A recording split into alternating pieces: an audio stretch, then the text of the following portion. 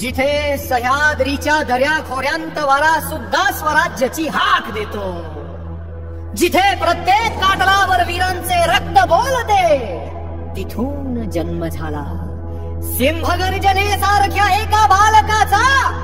शिवबा शिवबा छत्रपती शिवाजी महाराज.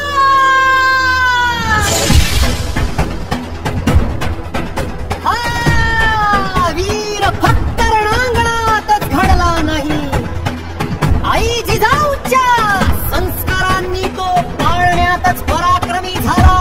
रामायण महाभारताच्या कथा ऐकत तो वाढला आणि लहानग्या डोळ्यात स्वातंत्र्याची ज्वाला पेटली.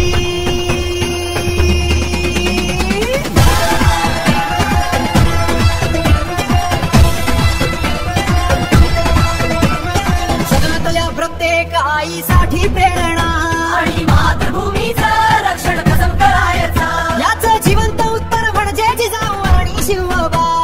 बालकाचा हात धरला समर्थ रामदास स्वामींनी.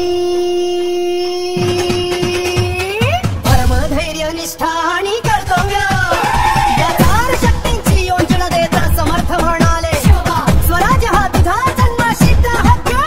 अरे हिंदूचा अभिमान. संत तुकाराम महाराजांनी दिला भक्तीचा मार्ग. मन पवित्र ध्येय भव्य असा शहाणा राजा घडला, ज्याच्या एकेका पावाला मागे संतांच्या आशीर्वादांची ताकद होती.